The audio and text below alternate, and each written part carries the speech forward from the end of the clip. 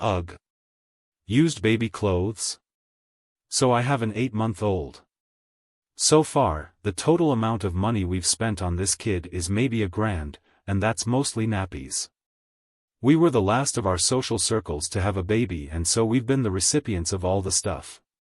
Clothes, furniture, clothes toys, breast pumps, we had 2 to choose from, more clothes. Did I mention clothes? We got baby clothes from 3 different lines of hand-me-downs. My son's clothes previously belonged to his cousins on both sides and also a whole lot from friends. Babies grow fast. They don't wear out their clothes. An outfit that's been through 6 cousins already will look either new or have some slight stains but be perfectly good. An acquaintance is pregnant and was lamenting the cost of baby clothes, so naturally I offered to supply her. And then she sent me her preferred brands. Mostly Ralph Lauren, I kid you not. I told her we have one Polo Ralph Lauren onesie, and full disclosure, the baby hated it. Sad times for him. Maybe he shouldn't have peed on the laundry pile, so it was almost all we had left. Advice to new parents of boys: no matter how far you think they can reach, they can go a bit farther than that. Baby boys shoot like Steph Curry. Anyway, she proceeded to be outraged and offended that I planned to give her used baby clothes. She was trying to place an order for designer baby clothes. And as a result, we are returning to our own original plan for the baby clothes, which is to give them to a domestic violence shelter. She can't even have the one Ralph Lauren onesie we do have. Her argument: you could afford it. My argument: a significant part of why I'm not broke is that I don't waste my money on stupid things like designer baby clothes. We bought none of these, but if I had been buying it, the Ralph Lauren onesie would never have been considered. The Peter Rabbit dungarees might have tempted me. My son is not too good for used baby clothes, so why TF would I buy new for your baby? I like mine better than I like yours. Alright, let's dive into the next story and see what else Reddit has in store for us. I want hot food. Not snacks. It's becoming commonplace for beggars to get on the underground and beg for money for a room at a hostel. Tonight's commute home was no exception. I was chilling on the tube, watching my videos, when a man got on and started his speech to the commuters. Similar script that I have heard before. He's homeless, looking for a place to sleep and a hot meal. He has found a hostel but needs money to pay for the room. He's starving, he hasn't eaten since yesterday, etc. I usually ignore this people. I do not discount that some are genuinely in need, but more often than not these people use the money for other things. Out of the corner of my eye, I can see him move down the carriage and then exclaim, "Nah man, I don't do snacks. Did boxing for 3 years, I don't do snacks, they do nothing. I want a hot meal." He then proceeds to throw the offered banana on the floor and storm off, saying how nobody cares, same story as the past 2 days. If he hadn't eaten since yesterday, why not take the banana to tide him over? Ready for more? Here's another wild one that'll blow your mind. Guy at a food bank unhappy with the selection of cat food. So I told this story in another thread but decided to just post it. I volunteered at what was more or less a food bank for homeless people and working families for a while. It was more than that, but that was the part one worked in, and they had all the food out front where you could just take whatever you wanted, but then in the back, what I handled, they had like cough meds, diapers, etc., that you needed to specifically request on a form, but if you just asked me for it I'd get it for you. So this big homeless guy, who I would describe as like pseudo-gregarious if that makes any sense, comes in and this time he's asking for cat food. We bring him a bunch of cans of wet food and he basically says, "My cats are allergic to this type of cat food." We keep bringing out different types that he rejects and eventually we agree to just let him go to the back and look through the whole box. He rummages through and eventually pulls one out to show me the ingredients and, muttering about how nothing is organic, says, "See all this chemical stuff they put in the cat food? It's bad for them." I realize when he says his cats are allergic to canned food what he meant was that he only wanted to feed them organic cat food. The cherry on top was at the end, when he clucked his tongue disapprovingly and said, direct quote, "You know, I know people who donate this stuff mean well, but I can't feed this to my cats." Dude, it's a cat.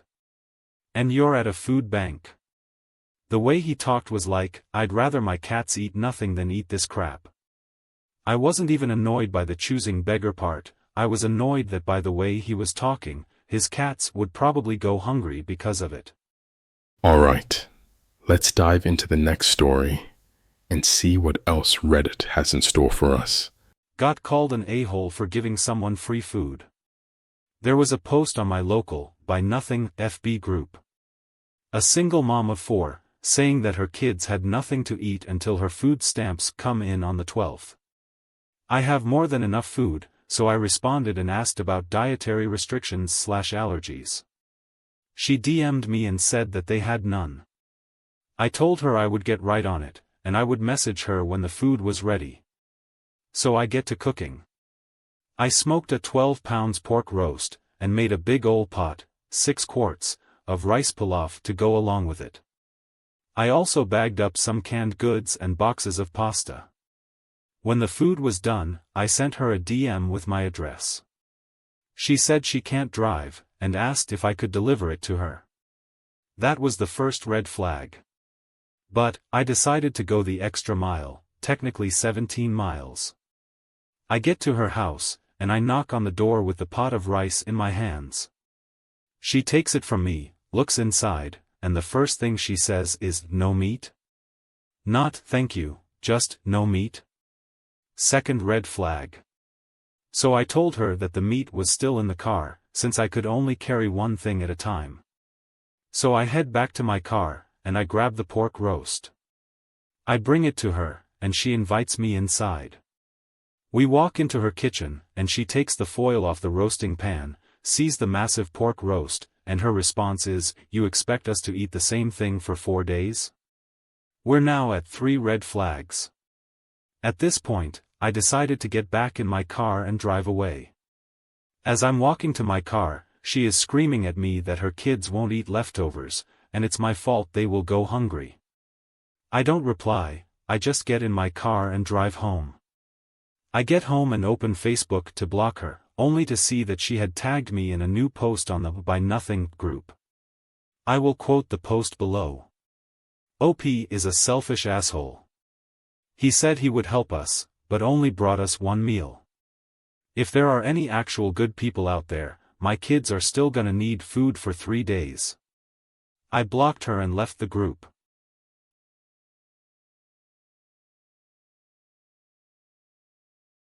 If you thought that was crazy, wait until you hear this next one. Man complaining as he is picking up groceries from the food pantry. I live in California in a high-call area, so the food pantry lines are always long. Every week I buy $1.50 of food and drop it off at the local pantry, usually from grocery outlet, not trying to virtue signal, paying it forward to everyone who helped me when I was younger. This week, as I'm unloading food from my trunk and that same food is being loaded into some guy's weekly allowance crate, he makes a snarky remark, "Of course you got the cheap tomato sauce, and tuna taste better than those sardines." My eye starts twitching and was debating on snatching the sauce and tins of sardines from his crate. I always try and maximize the amount of non-perishable food I buy, which means the $1.20 can of tomato sauce and not the $5.99 organic can. Sardines are $1.99 and tuna, at least that week, was $2.99. I can't imagine getting free food and then complaining to the person who is literally bringing the free food. Ready for more? Here's another wild one that'll blow your mind. Upgrading the flight to rehab. I learned my sibling was hospitalized after using hard drugs and then trying to go cold turkey. Things were worse than anyone knew. So I fly there with my mom and get the sibling into rehab back in our home state, about an 8-hour flight away. I pay out of pocket for rehab because he needed a place immediately. He finally asked for help and I wanted to give it, but he had no job, no insurance, and the only place that could take him doesn't take public health insurance, which is all he could get.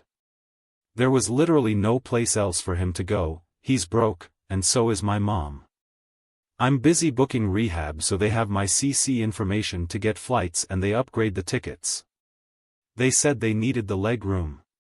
At this point I've spent around 20,000 grand entire thing.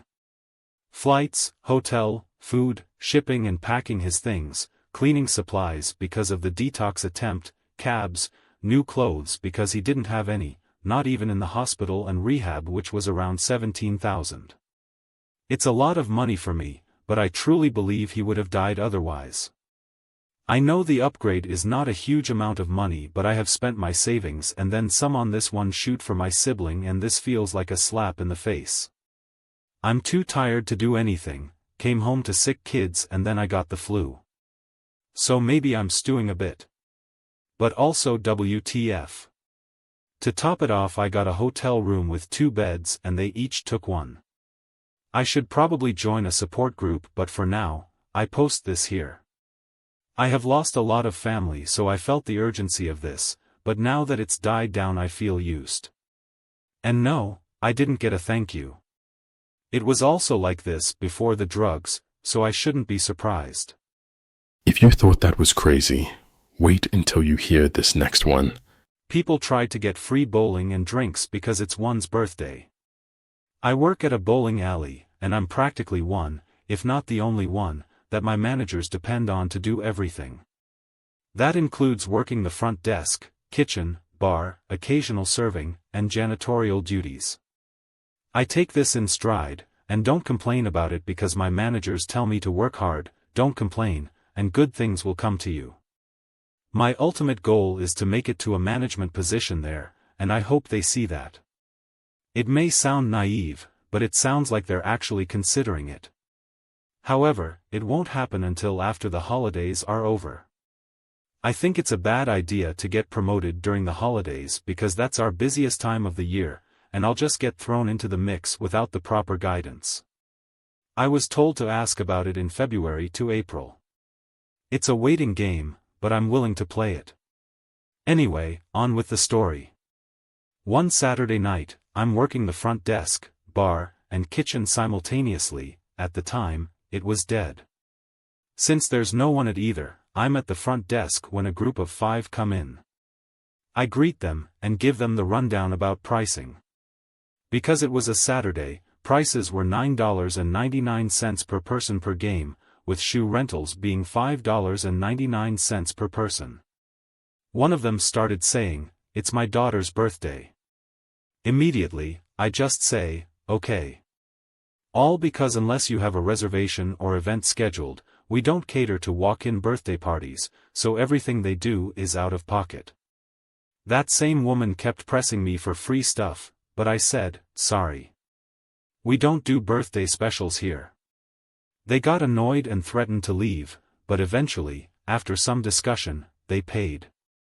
I got them their shoes, and sent them to their lane. Because I was also bartending that same night, they wanted drinks, so they got me again. Again, they tried to get some free drinks and free food. Again, I said, "We don't do that here." They paid, and went back to their lane. My GM was there that night, and I told him about my interactions with them, but he was able to compromise. Not by giving them a refund, or free drinks, but a bowling pin. We do this for actual reservations or events for birthdays. They were happy about receiving the pin, and left. Once they were out the door, I turned to my manager, and said, "You don't flaunt a birthday to get free stuff. That's not how that works." And he agreed with me. The moral of the story here is this: don't flaunt one's birthday just to get free stuff. Everything's got a price, whether it's big or small. There's no such thing as free stuff. When you walk into the building, be ready to spend money. Alright, let's dive into the next story and see what else Reddit has in store for us. Not enough free labor. Earlier last week my husband was asked by a friend, let's call him B, if he would be able to help someone move into the neighborhood on Saturday the 31st. My husband said he'd try to be there but couldn't guarantee it. Well, Saturday rolls around and our day lined up so that he was able to go help this woman move into the neighborhood. He's gone less than 5 minutes before he comes home and says, "I guess they're done moving." I got there and, another neighbor, said help isn't needed anymore. I didn't think much of it. But I just got finished talking with B and he gave me the whole story. Apparently this woman had asked B about a month ago if he could round up some volunteers to help her move into her condo. She said she'd only need 2 to 4 people for an hour or so. He confirmed with her the night before the move and she thanked him for his help in finding volunteers. The morning of the move he texted her that he found 4 confirmed volunteers, as well as a few maybes. He didn't hear back. The scheduled moving time comes and she still hasn't answered him. There's no moving truck in front of the condo as the volunteers show up. Volunteers wait, but nothing. 2 hours pass and B receives an angry text message from the woman. She is upset that there are only 4 willing volunteers. She got 9 volunteers to help her load the moving truck from her last condo, so she said it was pointless to have just 4 volunteers. She decided to cancel the move and not tell him because she was so angry that he didn't find what she considered to be enough help. But my question is this. How is she going to move in now? It's not like 10 new volunteers are just going to show up and move her boxes for her. Keep in mind it's Labor Day weekend, so lots of people are out of town. Anyway, really weird. Who gets angry that the free labor didn't include enough laborers? And now, let's see what other madness Reddit has cooked up for us. ChoosingBeggar offered help multiple times, then wonders why no one wants to help them after multiple cries for help. I feel bad for this guy because he's sort of a friend/acquaintance just from hanging around with him in various group activities. But seriously, the ChoosingBeggar attitude is not doing him any favors. Months ago guy was asking for help looking for a roommate. I jumped on the chance to offer up my extra bedroom because I'd love to have a roommate because I've lived by myself for several years. I've personally met with the guy several times, so he's not a complete stranger, and would love to save money on renting. Dude comes over to my place to check it out, then later sends me a message saying thanks but no thanks, place is too small. Fair enough, maybe he had better options. Weeks later he's begging in our group chat for a roommate and word gets around in the friend group that he's homeless. At a later time I found out he still has his job and is just living with his mom, which I wouldn't really consider homeless. But whatever. I reach out to him again saying hey, my bedroom is still here if you still want it, but he says no thanks again. He's still looking around. Later there's an anonymous post in the group chat basically threatening suicide because their life sucks. I have to investigate because if they were serious I had to call local authorities, but could not confirm their identity and they ignored my attempts to talk to them personally to confirm who they were, so I banned the anonymous account and future accounts that are anonymous so shit like this doesn't happen again. I had the suspicion it was the same guy begging for a roommate earlier, and I was right when weeks later they again talk about suicide on their actual account and get sympathy from everyone in the group and several people telling him he needs to get actual professional help or go to the hospital, but he basically blows everyone off saying the phone helpline doesn't help at all and he doesn't want to go to the hospital, he'll just look for a therapist instead. I'm getting fed up with this by this point, but whatever, life goes on. Now the dude says in the group chat that he needs a place to stay temporarily. He gets radio silence. I'm done with him by this point and don't offer my place or say anything to him and won't again in the future. From everyone in group, then complains in the group chat that he couldn't find anyone to stay with so he has to drive an hour to work and it's not cool that everyone is ignoring him. Dude, read the room. I swear this feels like that biblical story where God keeps sending him a boat but the guy keeps ignoring help. If he threatens suicide one more time I will be calling authorities. This is getting ridiculous. He needs serious help. Thanks for watching.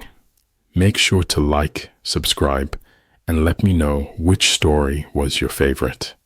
Take care, and see you on the next Red Monkey adventure. Ooh, ooh, ah, ah.